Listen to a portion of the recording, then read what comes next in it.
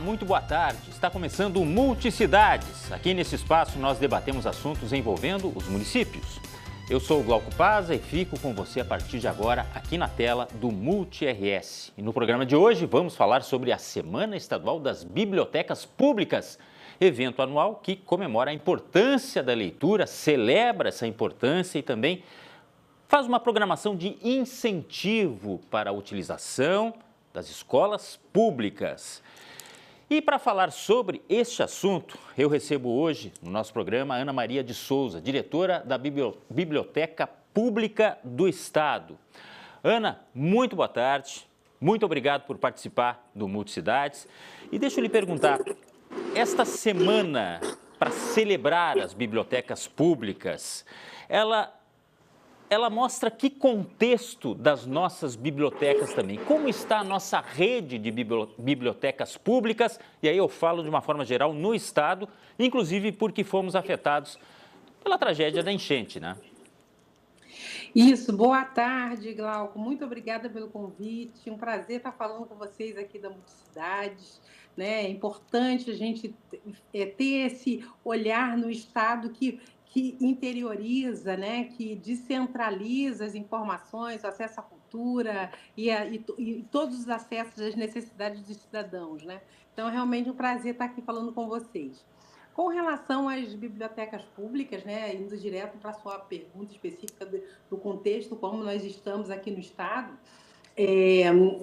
a priori, o Estado como um todo teria cerca de 500 bibliotecas públicas, sendo que muitas dessas bibliotecas, Glauco, não renovaram o seu cadastro. Então, hoje, né, falando do retrato de dia 24 de abril de 2025, nós temos na ordem de 230 bibliotecas que confirmaram seu cadastro, ou seja, bibliotecas que disseram, nós estamos funcionando, nós estamos no endereço tal, temos X estrutura, tanto de acervo, de atendimento ao público, então na ordem de 230 bibliotecas que confirmaram o cadastro. Então, a gente tem uma quantidade, que é o dobro disso, que não são bibliotecas, que são bibliotecas que não confirmaram o cadastro. Isso não quer dizer que essas bibliotecas não estejam abertas, mas não atualizaram, né, por quaisquer motivos. Né? Então, essa é a nossa situação.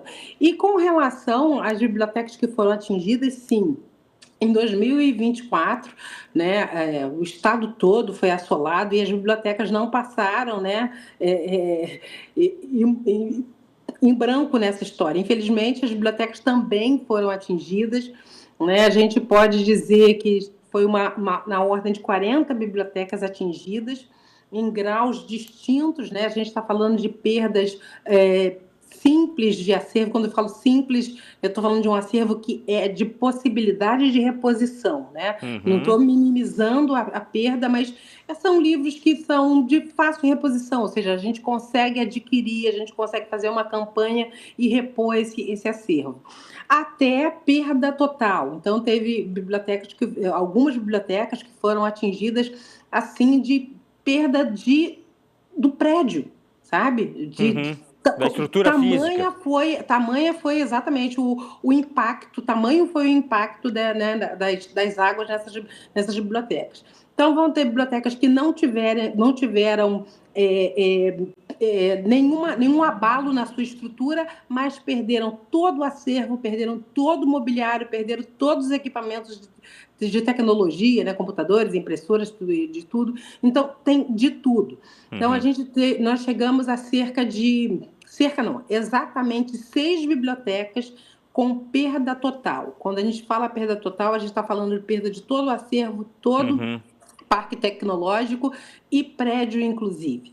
Algumas dessas bibliotecas conseguiram já se recompor, já estão atendendo ao público, e outras ainda não. Tá? A gente tem bibliotecas como o Sinimbu, que está em processo de aluguel de espaço, a Biblioteca de Cruzeiro do Sul, que também está nessa mesma dificuldade de conseguir um novo espaço físico, Colinas está na mesma situação.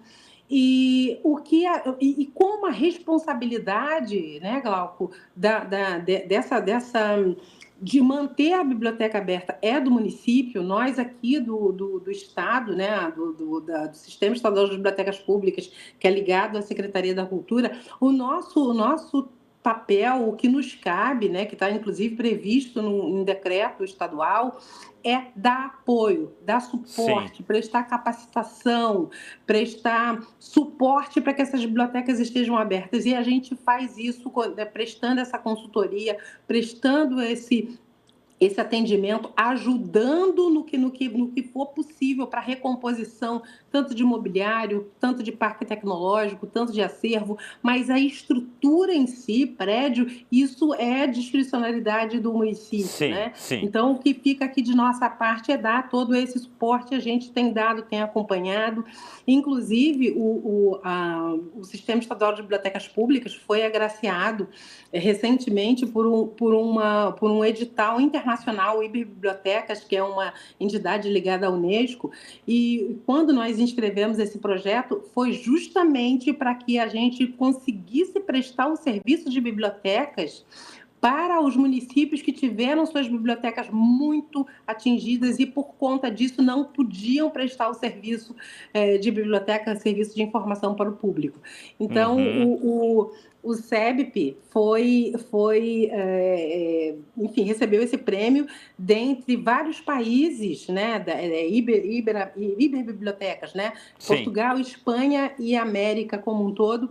Foram 12 projetos selecionados e o projeto aqui do sistema foi selecionado. Que interessante. Então, nós vamos, muito lindo, que nós bom, vamos itinerar por 8 cidades, 8 municípios que tiveram bibliotecas muito atingidas. Então, a gente está falando de Roca Salles, de Mussum, de Dona Francisca, vários outros municípios, outros 5, que tiveram essas bibliotecas e que estão com algum impacto, né, para atender o público. Que bom. Então, nós vamos itinerar que essas pessoas, para elas poderem, né, Ana, para elas poderem ainda ter acesso a algo que é tão caro para a gente, sim, né? Exatamente. E, Glauco, sabe o que é interessante desse projeto? O projeto é realmente muito lindo. E o que eu sempre cuido para que a gente delimite minimamente, né? Então, nós fizemos a itinerância, né? Vai ser com o acervo da Biblioteca Pública do Estado, da Biblioteca Lucília Minsen, que é a Biblioteca Infantil do Estado, e com um outro parceiro, para que nós levemos livros que falem sobre o meio ambiente, para a gente chamar atenção, porque o que aconteceu no Estado no ano passado é reflexo, né, dessa ação humana no meio ambiente que ocasiona coisas como do tipo, né, aquelas chuvas em volume incomum, né? Então, Ana, a gente vai falar sobre isso. Deixa eu te perguntar especificamente sobre essa semana tão especial que a gente ainda está vivendo. Qual é o objetivo? Sim, você sabe, Glauco, quando a gente fala sobre o que aconteceu no ano passado, a gente fala dessa perda, a gente fala da importância, da falta que faz uma biblioteca pública localmente, né? Então, o que a gente quer com essa Semana Estadual das Bibliotecas Públicas é promover essas bibliotecas, é falar para as populações locais que tem uma biblioteca pública que está ali com serviço de leitura, está com livros ali disponíveis para fazer as atividades, para incentivar os cidadãos de quaisquer idades, desde as crianças mais miúdas até o público adulto, o pessoal da terceira idade. Então, é sobre isso que a gente está falando. Então, é fazer promoção. E o importante, a biblioteca hoje em dia, Glauco, se tiver somente o livro na estante lá, esquece que não vai estar atendendo. A gente precisa fazer promoção de leitura com programação cultural, programação de incentivo à leitura. E essa semana a gente fez esse tipo de incentivo. Então, nós propusemos a temática sobre os 120 anos de nascimento do Érico Veríssimo. Então, nós incitamos, né, motivamos as bibliotecas a pensar em programação que tivessem as obras a programação que tivesse as obras do Érico Veríssimo como mote, como linha mestra. Então, tem de tudo, muito legal. Olha, coisa boa. E a gente está falando de um escritor tão nosso, que escreve coisas tão íntimas pra gente, né? Sim, exatamente. O Érico Veríssimo fala da história do Rio Grande do Sul, fala dos costumes do Rio Grande do Sul. E aproveitar, Ana, deixa eu te interromper rapidinho. Quando fala em biblioteca, eu tenho uma saudade danada na minha época que eu ia na biblioteca pública, pegava o livro, preenchia aquela fichinha, lembra que tinha fichinha com a previsão de retorno para entregar o livro? Até o cheiro é algo que fica na nossa memória afetiva. Esse trabalho, por exemplo, desta semana, em última instância, também é uma possibilidade de a gente aumentar o número de leitores, porque hoje nos preocupa muito os dados divulgados de que, por exemplo, mais da metade da população brasileira não tem o costume de ler livros. Isso. Laura, essa pergunta é perfeita.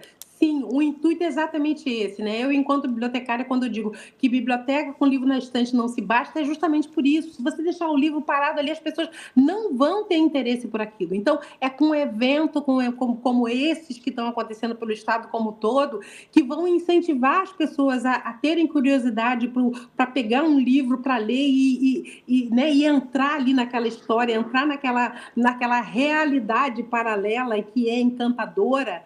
Então, é com atividades como essas que a gente consegue, sim, ter mais leitores, ter mais pessoas interessadas no livro, na leitura. Você sabe que na Biblioteca Pública do Estado, no dia 22, foi no dia da abertura da semana, nós tivemos um evento lá falando sobre O Tempo e o Vento, né, do Érico.